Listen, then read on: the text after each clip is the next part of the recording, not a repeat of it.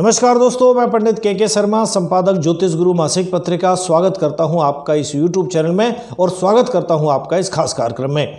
इस खास कार्यक्रम में आज हम बात करने जा रहे हैं शुक्र के राशि परिवर्तन की।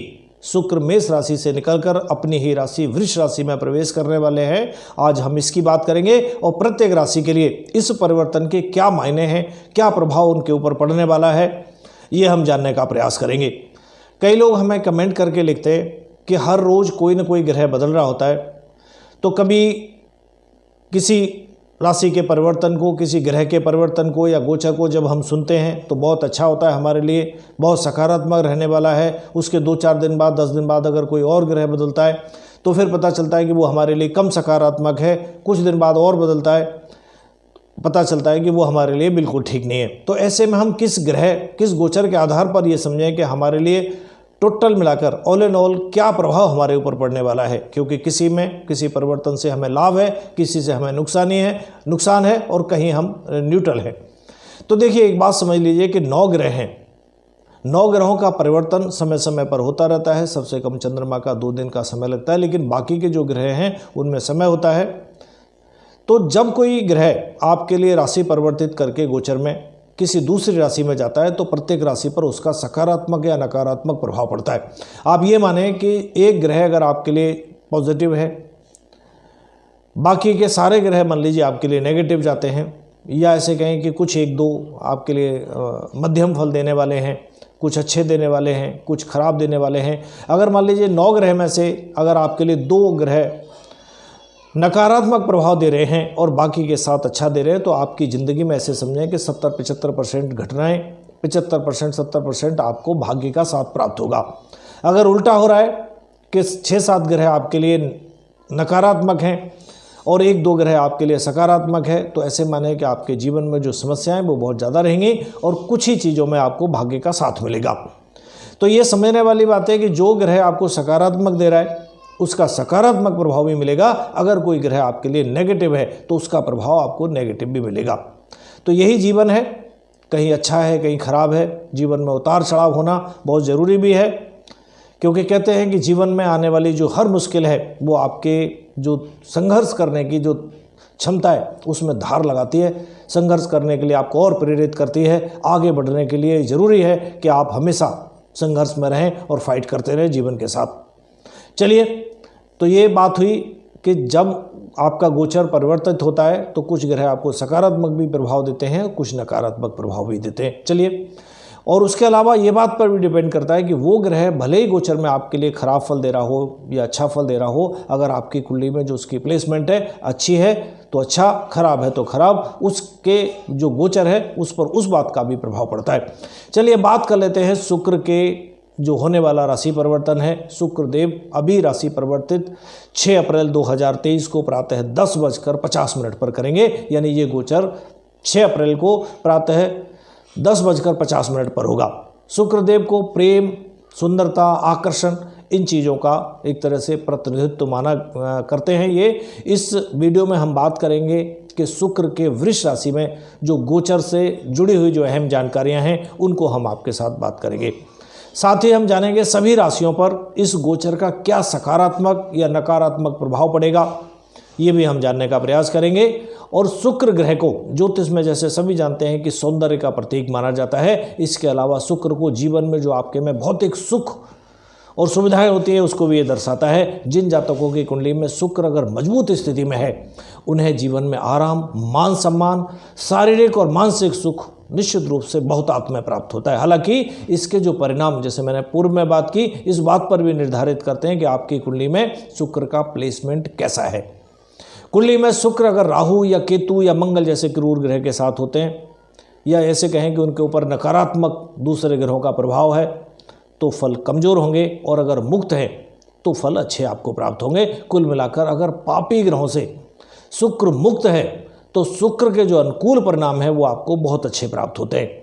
शुक्रदेव अगर शनि के साथ हों और मजबूत स्थिति में बैठे हों तो आप ऐसे समझें, ऐसे जातक उनका जो कैरियर होता है बहुत अच्छा होता है। मान सम्मान उन्हें बहुत अच्छा प्राप्त होता है, आर्थिक लाभ भी उनको जीवन भर बहुत अच्छा प्राप्त होता है। इसके अलावा शुक्र अगर किसी के लिए नकारात्मक प्रभाव दे रहे हैं तो ऐसे जातक को धन हानि और कानूनी मामलों में या कानूनी मामलों से जुड़ी हुई परेशानियों का सामना जीवन भर करना पड़ता है। ज्योतिष शास्त्र में शुक्र देव के गोचर को काफ़ी महत्वपूर्ण माना गया है। गोचर तो सभी ग्रहों का महत्वपूर्ण है, लेकिन शुक्र का थोड़ा ज़्यादा महत्वपूर्ण माना जाता है। इसके सकारात्मक और नकारात्मक जो प्रभाव होते हैं वो जीवन में व्यक्ति के जातक के में कई तरह के अहम बदलाव लेकर आते हैं। हालांकि शुक्र का जो गोचर होता है वो अधिकांश राशियों में यानी अधिकांश लोगों के लिए अनुकूल परिणाम ही देता है। बहुत अच्छा या कम अच्छा, खराब किसी किसी के लिए होता है या बहुत कम होता है। राशि चक्र जो हमारा राशि चक्र है 12 राशियों का, उसमें शुक्र को 2 राशियों का प्रतिनिधित्व मिलता है, यानी वृष राशि और तुला राशि का उनको स्वामित्व प्राप्त है, या इस राशियों के उनको स्वामी भी माना जाता है। आमतौर पर शुक्र धन, समृद्धि, आकर्षण, सुंदरता, प्रेम, पारिवारिक संबंध और जीवन में जो संतुष्टि होती है उसको दर्शाते हैं। इसके अलावा शुक्र को संगीत, डिजाइनिंग, मीडिया, फैशन जगत, फिल्मी दुनिया, कीमती गहने और पत्थर, मेकअप, लग्जरी खाना और लग्जरी गाड़ियों का भी प्रतिनिधित्व करते हुए या करना उनके लिए उनके अंडर में आता है, माना जाता है। कुंडली में शुक्र और राहु किसी की कुंडली में बहुत अच्छी स्थिति में है तो ऐसे लोग प्रसिद्ध, मशहूर, फेमस अभिनेता या अभिनेत्री भी बन सकते हैं। आइए अब जानते हैं हम शुक्र का वृष राशि में जो गोचर आपकी राशि पर क्या प्रभाव लेकर आया है, क्या विशेष है आपकी राशि के लिए। तो अब तक हम बात कर चुके हैं मेष राशि से लेके मकर राशि तक के सभी जातकों की अलग अलग वीडियो में। अब हम बात करते हैं या करने जा रहे हैं कुंभ राशि की। तो जो कुंभ राशि के जातक हैं उन लोगों के लिए शुक्र एक शुभ ग्रह है, क्योंकि आपकी कुंडली के चौथे और 9वें भाव के ये स्वामी होते हैं। अब आपकी जो कुंडली है उसके चौथे भाव में ही ये गोचर करने जा रहे हैं, यानी आपके चौथे भाव में शुक्र का गोचर रहेगा। इस दौरान आपको ऐसे कह सकते हैं कि सुख और समृद्धि प्राप्त होगी। इस दौरान आपको सुख सुविधाएं प्राप्त होंगी। कैरियर के लिहाज से भी ये समय आपके लिए अत्यंत शुभ रहने वाला है, क्योंकि 4th हाउस में बैठकर, चतुर्थ भाव में बैठकर शुक्र आपके कैरियर को देखेंगे, वहाँ पर उनकी दृष्टि रहेगी। आपको नौकरी में जो लोग हैं उनको नए नए अवसर प्राप्त होंगे, इस तरह की संभावनाएं बनेंगी। साथ ही आपकी जो नौकरी है उसमें भाग्य का आपको भरपूर साथ मिलेगा। जो लोग बिजनेस करने वाले हैं या बिजनेस से जुड़े जातक हैं उन लोगों के लिए भी ये समय सुनहरा गोल्डन समय रह सकता है। आप अपने व्यवसाय से भरपूर लाभ कमाने में इस समय सफल रहेंगे। आपको धन बचाने का भी इस समय मौका प्राप्त होगा, यानी धन की बचत भी होगी और धन लाभ भी होगा। साथ ही नई संपत्तियां कुछ खरीदने के भी इस समय योग बनेंगे और आप उनको सफल रहेंगे। प्रेम संबंधों की भी अगर हम बात करें तो इस अवधि में आपकी जो लव लाइफ है बहुत ही आनंदमय रहेगी, बहुत ही सुखद रहेगी। आप अपने रिश्ते में भरपूर सामंजस्य बनाए रखने में कामयाब होंगे, सफल रहेंगे। इस गोचर के दौरान जो शादीशुदा जातक हैं उनका जीवन भी एक तरह से खुशियों से भरा रह सकता है। स्वास्थ्य के लिहाज से अगर हम बात करें तो ये समय स्वास्थ्य के लिहाज से भी आपके लिए बहुत ही सकारात्मक परिणाम देने वाला रहेगा। इस दौरान आपको कोई किसी तरह की स्वास्थ्य को लेके बड़ी समस्या नहीं होगी।